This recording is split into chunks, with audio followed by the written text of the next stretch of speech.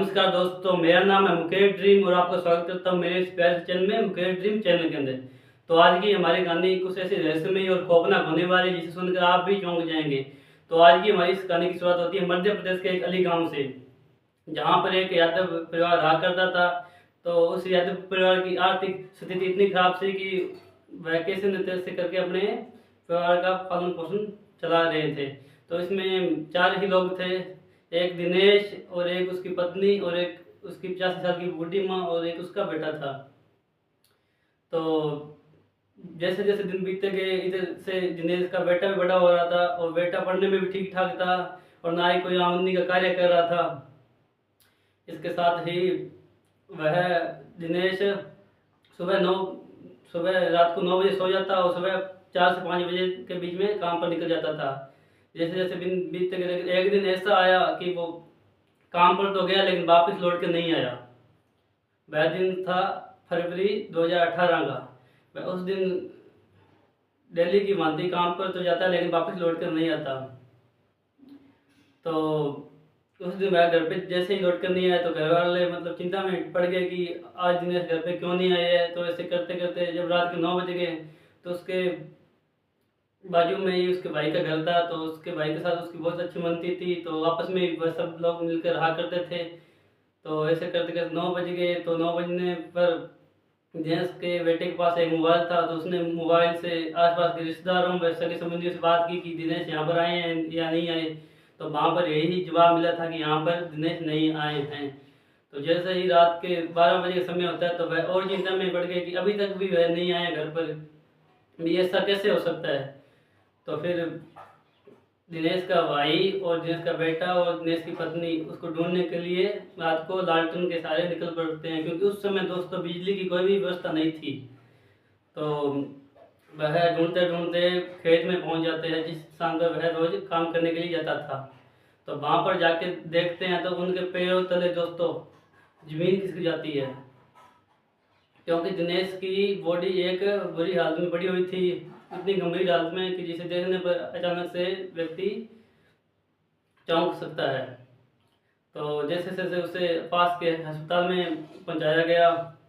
तो अस्पताल में पहुंचाने के बाद डॉक्टर द्वारा उसे मृत घोषित कर दिया गया। तो दिनेश के घर वाले डॉक्टर से ये पूछते हैं कि किस कारण से मरा। तो डॉक्टर का आगे से ये जवाब होता है कि इसका जवाब आपको सही चाहिए तो इसका पोस्टमार्टम करना पड़ेगा। तो दिनेश के घर वाले भी मान जाते हैं कि आप इसका पोस्टमार्टम कीजिए और हमें भी बताइए कि इसकी मौत कैसे हुई है।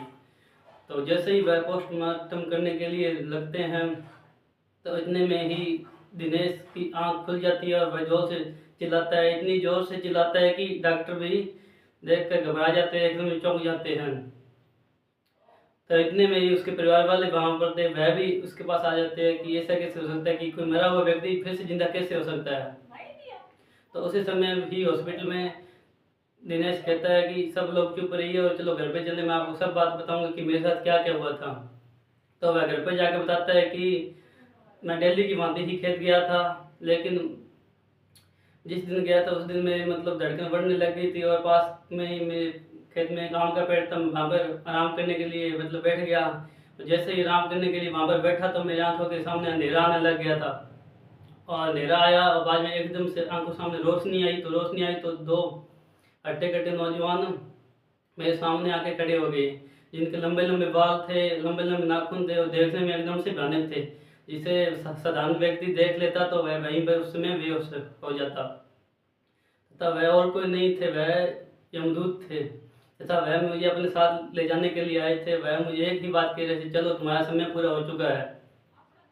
जैसे ही मुझे वह साथ ले जाने का प्रयत्न कर रहे थे तो मैं मतलब मेरी आत्मा अपना सिर छोड़ने के लिए तैयार नहीं थी, लेकिन जैसे फिर भी उन्होंने जैसे जैसे मुझे अपने साथ ले गए। लेकिन रास्ते में मुझे इतनी पीड़ा हुई कि आपको सोच कर भी हैरानी होगी कैसा भी हो सकता है। रास्ते में मुझे अंगारों पर भी चलाया गया। वहीं दूसरी और एक रास्ता और था जहाँ पर उन आत्माओं को ले जाया जा रहा था जिन्होंने अच्छे कर्म किए हैं। उस रास्ते में फूल बिछाई हुए थे, लेकिन मेरे वाले रास्ते में अंगारे हिस्से आए थे मेरे रास्ते में। तो शायद मैंने बुरे कर्म किए होंगे, लेकिन जैसे ही मुझे अंगारों पर ले जाया जा रहा था, तो मुझे अत्यधिक पीड़ा हो रही थी। तो मैं उन यमदूतों से कहता रहा कि मुझे यहाँ से मत ले जाइए, मुझे दूसरे रास्ते से लेके जाइए जहाँ पर बाकी लोग जा रहे हैं। कि जैसे ही आगे हम पहुँचते हैं तो एक मेन बड़ा सारा दरवाज़ा खुलता है, और जैसे ही दरवाज़ा खुलता है तो वहाँ पर एक राजा की भांति एक व्यक्ति अपना आसन लगाए हुए बैठा था। तो वह यमदूत का भी यमदूत से भी ऊपर चंद्रगुप्त था। तो वहाँ पर चंद्रगुप्त जब मेरा कर्म देखते हैं और सब कुछ देखते हैं, तो वह यही एक बात कहते हैं कि अभी तो इसका समय पड़ा हुआ है, आप इसे वापस अभी क्यों लेके आए हो, आप इसे वापस धरती पर भेजो जहाँ से ले गए वहाँ तक। तो तभी मुझे वह यमदूत जोर से धक्का मार दिया, और धक्का मार दिया तो मेरी आत्मा वापस से जहाँ पर मैं ऐसे ही पड़ा हुआ था उसमें आकर प्रवेश कर जाती है, और एकदम से मेरी आँख खुल जाती है। तो मैं चिल्लाने लगता हूँ। तो डॉक्टर इसी चिल्लाहट को सुनकर घबरा जाते हैं और चौंक जाते हैं कि ऐसा कैसा हो गया। तो ऐसा कैसे हो गया। तो तभी डॉक्टर एकदम से घबरा जाते कि मेरे भी ऐसा कैसे हो गया। तो हालांकि मैं मर के वापस आया था। तो ये सब बातें जब अपने घर वालों को बताता है तो उनके घर वालों को यकीन नहीं होता कि ऐसा नहीं हो सकता, ऐसे कैसे हो सकता है। तो आपको वीडियो में समझ में आ गया होगा कि दिनेश कौन था और वो कैसे उसकी मृत्यु हुई थी, और उसके बेटे कौन था और कितने उसके बेटे थे, उसका भाई कौन था, उसके भाई ने क्या क्या मतलब उसके बारे में सहायता की थी। तो मेरी वीडियो ज़्यादा से ज़्यादा दोस्तों लाइक कर दिया करो, चैनल पर नए हो चैनल को सब्सक्राइब कर दिया करो, क्योंकि वीडियो बनाने में दोस्तों बहुत मेहनत लगती है। तो मिलता हूँ दोस्तों ऐसी एक और वीडियो के साथ, तब तक के लिए दोस्तों नमस्कार।